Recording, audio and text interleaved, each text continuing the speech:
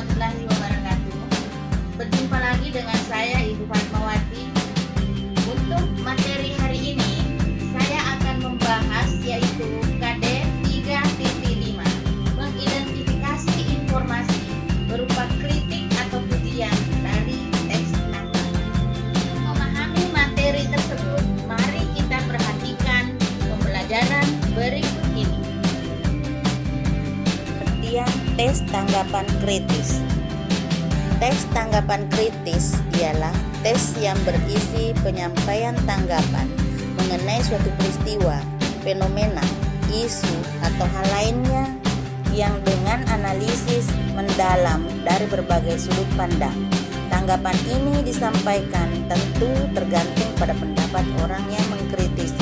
Dengan begitu, praktisi bisa menyampaikan rasa setuju atau tidak setuju. Dalam membuat teks tanggapan, ada unsur-unsur yang harus diperhatikan, yakni yang pertama, masalah apa yang akan dikritisi. 2. Opini atau pendapat dapat berupa 1. Pujian, 2. Kritikan, 3. Saran. Yang ketiga, argumen atau pendapat dapat berupa 1. Argumen untuk memperkuat pujian, 2. Argumen untuk memperkuat kritikan. Yang keempat yaitu fakta. Ciri-ciri tes tanggapan kritis.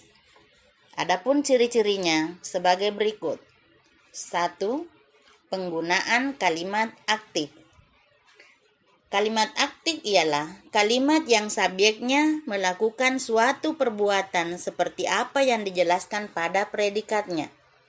Maka, predikat dalam kalimat aktif merupakan kata kerja atau verba yang berimbuhan men, ber, atau tidak berimbuhan awal. Yang kedua yaitu penggunaan kata tugas. Dalam KBBI, kata tugas adalah kata yang terutama menyatakan hubungan gramatikal yang tidak bisa bergabung dengan afiks atau imbuhan dan tidak mengandung makna leksikal. Sederhananya, kata tugas punya makna dalam kalimat tapi tidak punya makna dalam kamus. Contoh kata tugas ialah di, ke, dari, oleh atau preposisi, karena, sehingga, bahwa, yang, konjungsi, pun, lah, ta yang berupa partikel. Yang ketiga yaitu penggunaan kalimat deskripsi. Deskripsi artinya penggambaran. Dalam hal ini, deskripsi bisa diartikan sebagai uraian atau pemaparan dengan kata-kata secara rinci dan jelas. Kalimat deskripsi dalam tes tanggapan kritis biasanya terdiri dari beberapa kalimat yang menjelaskan fakta atau alasan atas penilaian yang disampaikan. Contoh, anak-anak tersebut belum memiliki SIM karena usianya belum mencapai 17 tahun.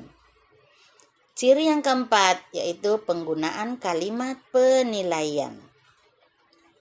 Dalam tes tanggapan kritis, kalimat penilaian bisa berupa pujian atau kritikan.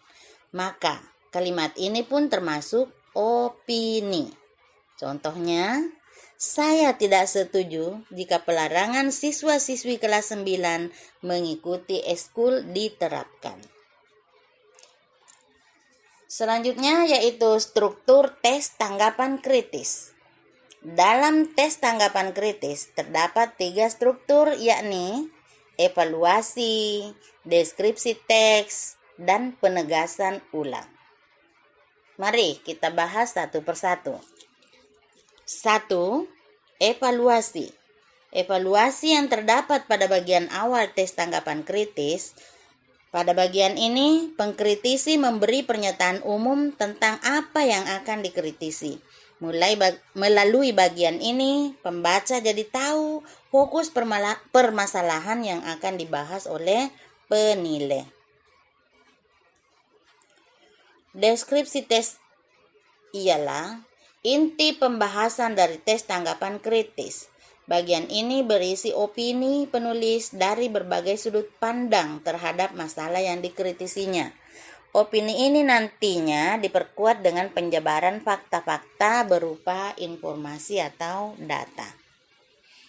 Yang ketiga yaitu penegasan ulang. Di bagian akhir ada penegasan ulang yang isinya menyampaikan simpulan dari hasil mengkritisi masalah dari berbagai sudut pandang. Anakku semuanya, demikianlah materi kita kali ini. Ibu berharap anakku semua tetap dalam keadaan sehat, tetap penuh semangat belajar, dan tetap menjaga kesehatan. Mari kita berdoa bersama kiranya COVID-19 ini segera berakhir.